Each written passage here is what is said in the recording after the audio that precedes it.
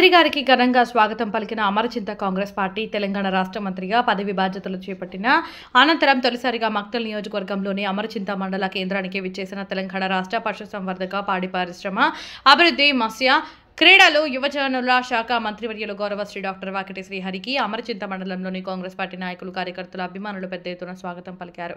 గౌరవ మంత్రి వాకిటి శ్రీహరి అమరచింత మండల కేంద్రానికి విచ్చేసిన సందర్భంగా పోలీసు వారిచే గౌరవ వందనం తర్వాత రాజీవ్ గాంధీ అంబేద్కర్ విగ్రహాలకు పూలమాల వేసి ర్యాలీలుగా బయలుదేరి దర్గాలు సాధారణ సమర్పించి అనంతరం మార్కండేయ స్వామి, ఆంజనేయ స్వామి, మైసమ్మ దేవాలయాలు ప్రత్యేక పూజలు నిర్వహించి అనంతరం చర్చిలో ప్రార్థనలు నిర్వహించిన గౌరవ మంత్రివర్యులు కాంగ్రెస్ పార్టీ రాష్ట్ర నాయకులు కేశవ్ నాగరాజు గౌడ్ జన్మదిన సందర్భంగా కేకును కట్ చేసి నాగరాజు గౌడ్కి పూలమాల వేసి జన్మదిన శుభాకాంక్షలు తెలియజేయడం జరిగింది.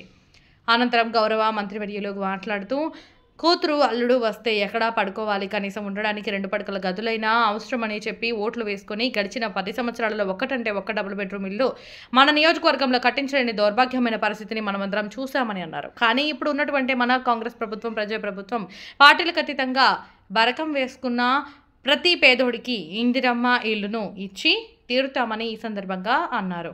అనంతరం స్థానిక జడ్పీ గ్రౌండ్లో ఇందిరమ్మ ఇళ్ల ప్రొసీడింగ్ల పంపిణీ కార్యక్రమంలో పాల్గొని లబ్ధిదారులకు ప్రొసీడింగ్లను అందజేసిన గౌరవ మంత్రివర్యులు. ఇట్టి కార్యక్రమంలో అమరచింత మండలం కాంగ్రెస్ పార్టీ నాయకులు, కార్యకర్తలు, అభిమానులు మరియు ఎంపీడీఓ మరియు ఎంఆర్ఓ పలు శాఖల అధికారులు పాల్గొన్నారు.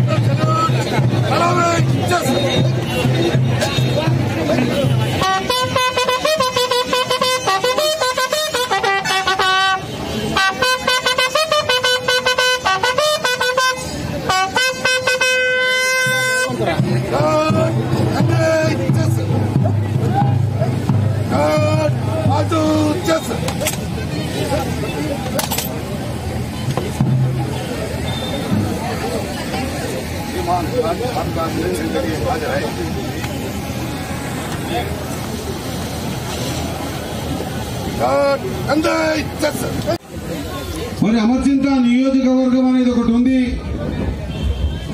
దాంట్లో కూడా బీద బడుగు బలహీన వర్గాలు, ఎస్సీ ఎస్టీ బీసీ మైనార్టీలు, అగ్రవర్ణాల్లో ఉన్నటువంటి పేదలు ఉన్నారు. వాళ్ళకు కూడా మరి ఎంతో ప్రతిష్టాత్మకంగా తీసుకున్నాం.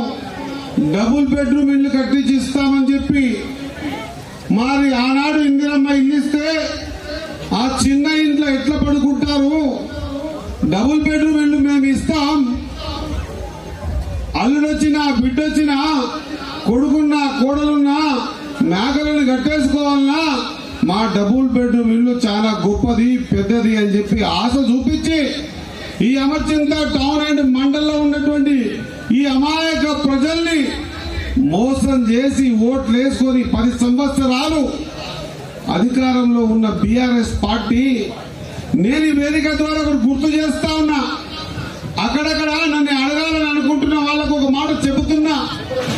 మరి 10 సంవత్సరాల నుంచి ఒక్కటంటే ఒక్క ఇల్లు కట్టి పేదోనికి ఇయ్యలేని దౌర్భాగ్య పరిస్థితుల్లో ఆ రోజు ఎందుకు లేవలేదు ఈ గొంతు అని చెప్పి మీ అందరికీ అడుగుతా ఉన్నా.